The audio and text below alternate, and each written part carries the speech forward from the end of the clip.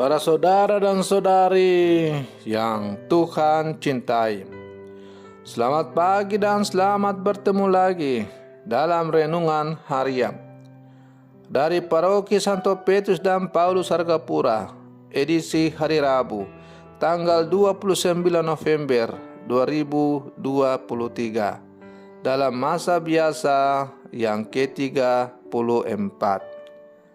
Mengawali hari yang baru ini, kita hendak mendengar dan merenungkan sabda Tuhan. Marilah sebelum kita mendengar dan merenungkan sabda Tuhan, kita berdoa. Dalam nama Bapa dan Putra dan Roh Kudus. Amin.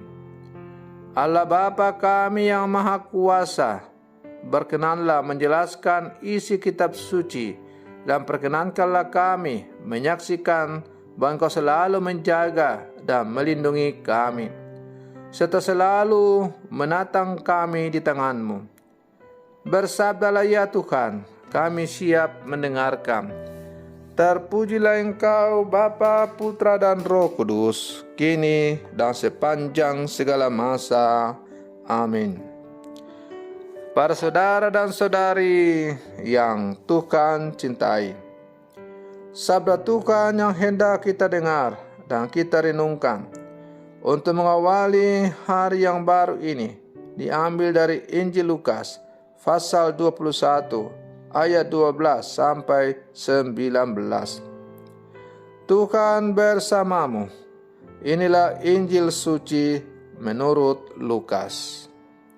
Pada waktu itu Yesus berkata kepada murid-muridnya, "Akan datang harinya kalian ditangkap dan dianiaya.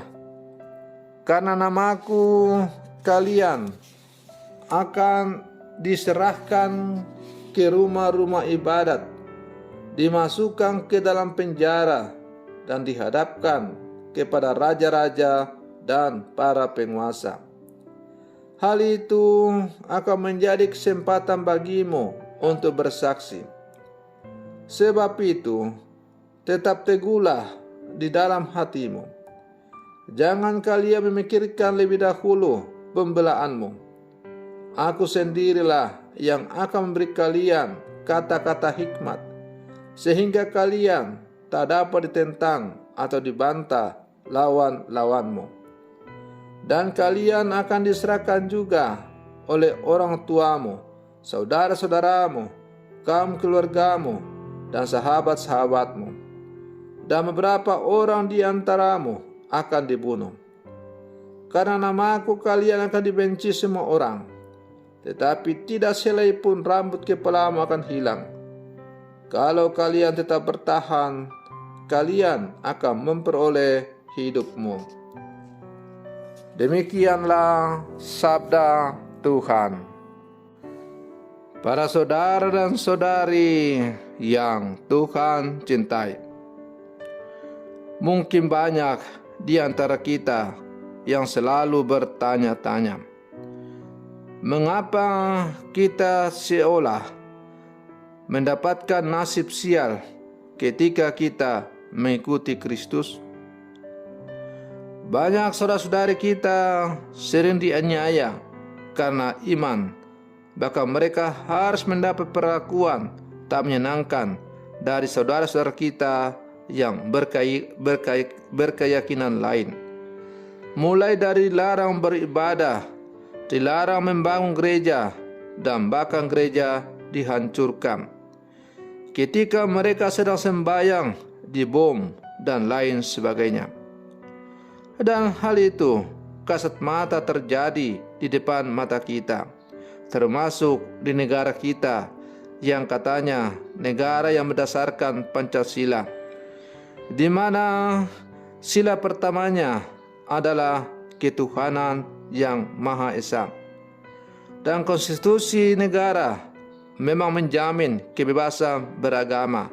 Hal itu diatur dalam pasal 29 dari Undang-Undang Dasar negara kita.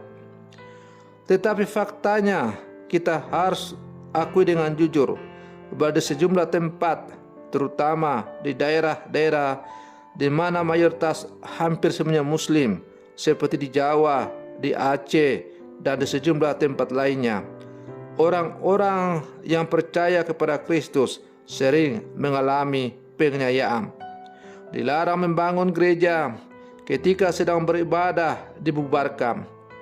Bahkan di sejumlah tempat, pemerintah setempat ikut mendukung pembongkaran rumah-rumah ibadat.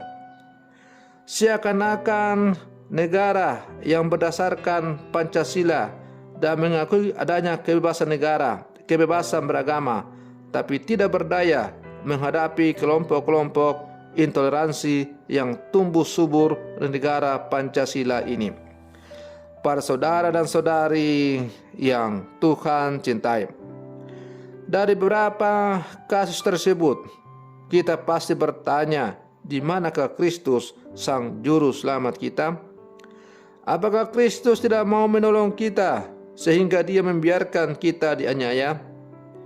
Kita selalu percaya bahwa Yesus akan menolong kita, tetapi dalam kenyataannya malah sebaliknya. Kita sepertinya dibiarkan berjuang sendirian. Bahkan pihak gereja yang seharusnya menjadi garda terdepan dalam membela warganya malah kelihatan tanpa ada usaha untuk membela atau melawan.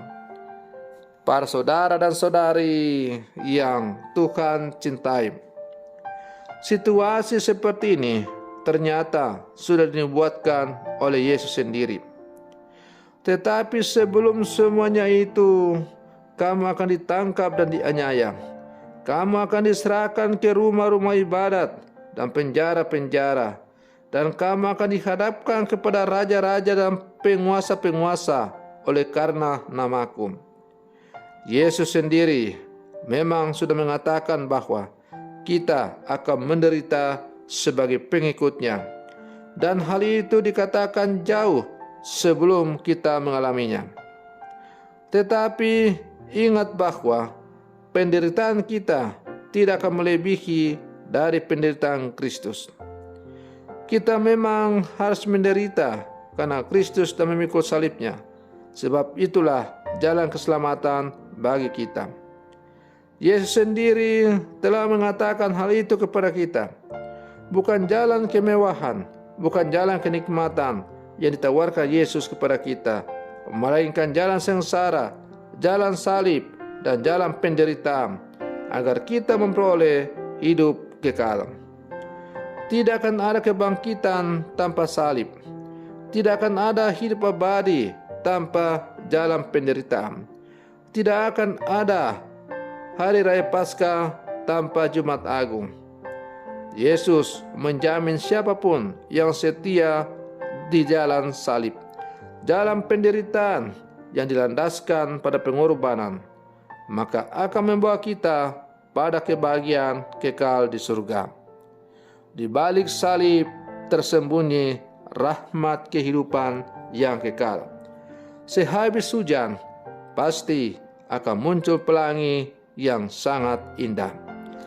Para saudara dan saudari yang Tuhan cintai, sebagai murid-murid Yesus yang hidup zaman sekarang, kita semakin disadarkan bahwa jalan yang kita tempuh sebagai pengikut Yesus bukanlah jalan tol, bukanlah jalan yang mulus, bukanlah jalan yang tanpa hambatan. Tetapi jalan yang kita pilih sebagai murid-murid Yesus adalah jalan yang penuh dengan tantangan, jalan yang berliku-liku, jalan yang menuntut bahaya. Namun dalam semuanya itu, kita tetap perlu takut bila mana dalam perjalanan kita, perjalanan kita selalu berjalan bersama dengan Tuhan. Barang siapa yang kehilangan nyawanya karena aku, ia akan memperolehnya kembali.